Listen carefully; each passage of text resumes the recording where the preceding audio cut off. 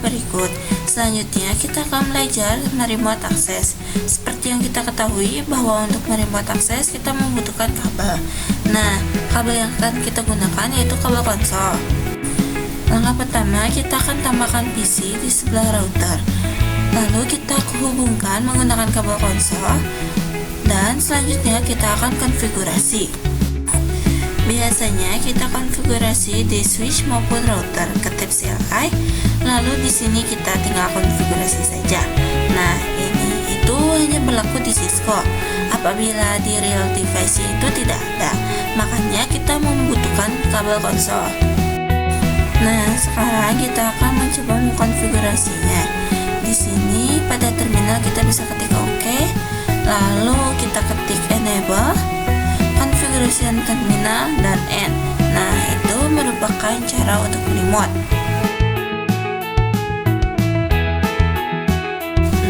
Nah, untuk permasalahannya pada kabel konsol ini panjangnya hanya sekitar 1-3 meter aja.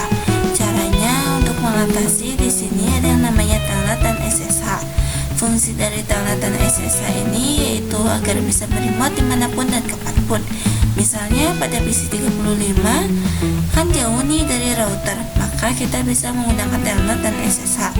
Agar bisa menggunakan telnet dan SSH, kita akan mengkonfigurasi ke switch maupun routernya dengan menggunakan konsol agar bisa di remote di mana saja. Untuk meremote-nya kita memerlukan yang namanya internet.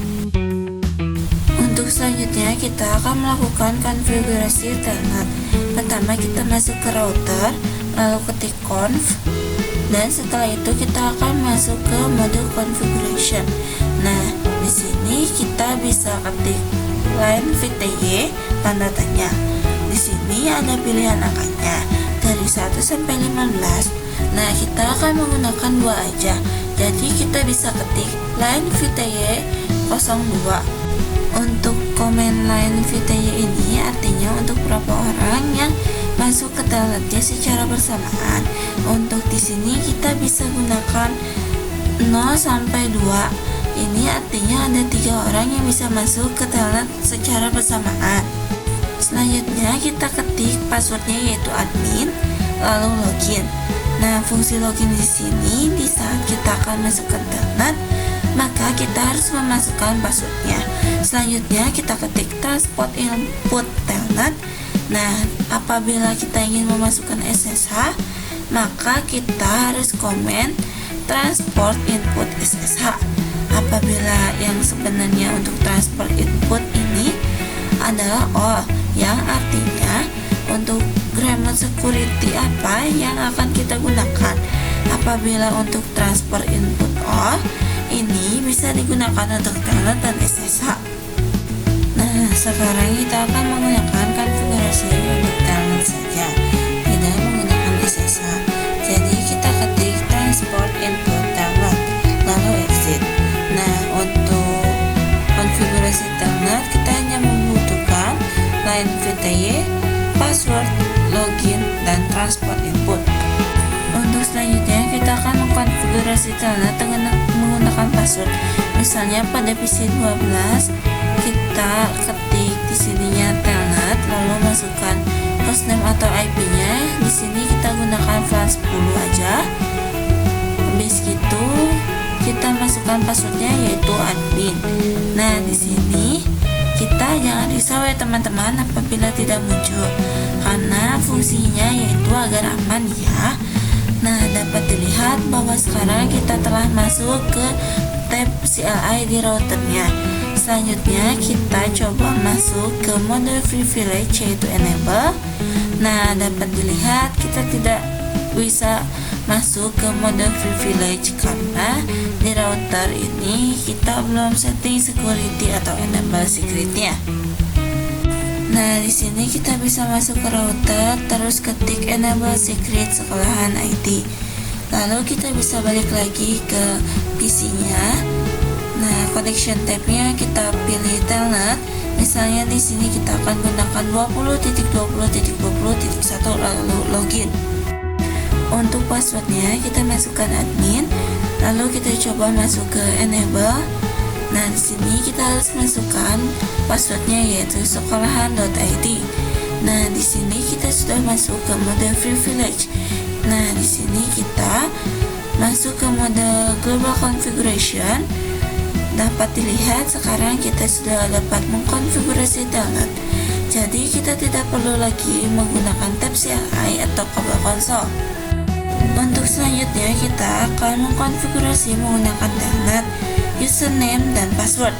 Untuk selanjutnya kita bisa masuk ke router. Di sini kita bisa menyeting menggunakan username. Misalnya username admin 1, password admin 1, line VTY 02, login lokal. Apabila kalau diketik login aja, kita akan disuruh memasukkan username aja. Apabila menggunakan login lokal, maka akan disuruh menggunakan passwordnya juga ya teman-teman. Lalu transport input telnet, lalu exit. Nah, di sini kita akan masuk seperti tadi ya. Pada PC-nya kita gunakan VLAN 30. Nah, dapat dilihat sekarang kita disuruh memasukkan username-nya. Nah, kita masukkan admin 1, untuk passwordnya yaitu admin 1. Setelah itu kita bisa masuk ke enable, masukin passwordnya yaitu sekolahan.id.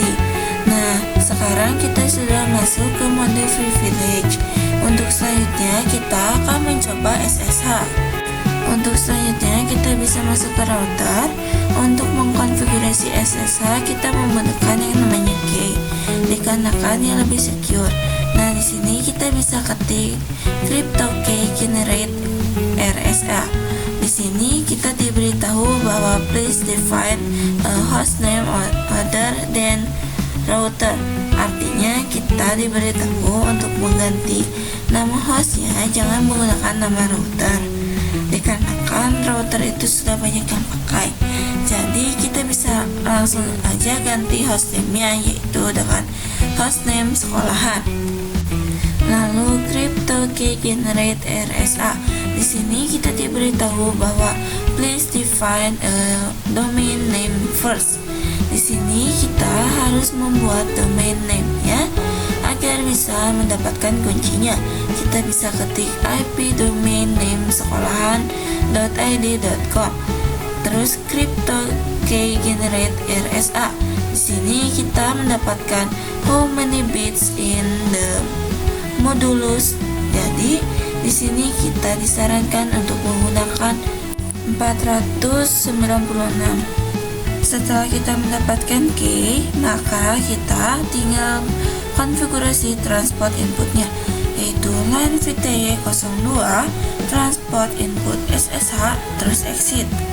Selanjutnya kita akan mencoba di PC 11. Kita pilih yang SSH, lalu hostname-nya yaitu VLAN 40 dan username-nya yaitu admin 1. Di sini kita sudah masuk pada SSH, lalu kita masukkan passwordnya yaitu admin 1 dan ketik enable, lalu passwordnya yaitu sekolahan.id. Nah, di sini kita sudah bisa mengkonfigurasi router pada PC.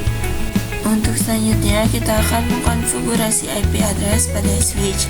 Yang pertama kita bisa ketik CLI, lalu ketik enable, conft, terus interface VLAN 10, IP address 10.10.10.99 dan subnet busnya.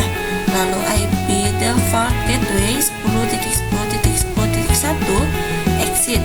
Lalu conft interVLAN 20, IP address 20.20.20.99 lalu subnet busnya. Dan IP default gateway 20.20.20.1 berusaha IP interface brief. Dapat dilihat bahwa untuk VLAN 10 dengan IP 10.10.10.99 dan VLAN 20 dengan IP 20.20.20.99 sudah up atau sudah nyala. Selanjutnya konfigurasi SSH pada switch. Sama caranya seperti crypto key generate RSA. Sebelum itu kita setting hostname-nya dan domain name-nya, yaitu hostname sw sekolahan, IP domain name swsekolahan.id, id.com, lalu kita komen crypto key generate RSA, lalu kita masukkan kodenya. Nah, di sini kita sudah beres untuk mendapatkan key-nya. Selanjutnya kita akan menyeting username dan passwordnya. Di sini kita bisa komen username admin 2, password admin 2, line VTI 02, transport input SSH, login lokal. Itu untuk konfigurasi SSH pada switch. Selanjutnya kita akan konfigurasi SSH pada PC. Misalnya di sini kita lakukan pada PC 11, kita pilih SSH, lalu hostname-nya yang VLAN 10 dan username-nya yaitu admin 2. Di sini kita sudah masuk pada SSH, lalu kita masukkan passwordnya yaitu admin 2 dan kita sudah beres untuk mengkonfigurasi SSH-nya. Selanjutnya kita bisa masuk ke mode privilege. Nah, di sini kita belum menyeting untuk enable secret-nya di switch-nya. Lalu kita bisa buka switch untuk men-settingnya. Di sini sebelumnya kita ketik exit dan enable secret sekolahan.id. Selanjutnya kita masukkan passwordnya yaitu sekolahan.id. Lalu di sini kita bisa coba kembali pada PC 11. Hostname-nya 10.10.10.99, username-nya admin 2 dan passwordnya admin 2. Selanjutnya kita bisa masuk ke mode privilege, lalu ketik passwordnya admin 2. Lalu kita ketik config. Nah, di sini kita sudah bisa mengkonfigurasi router pada PC.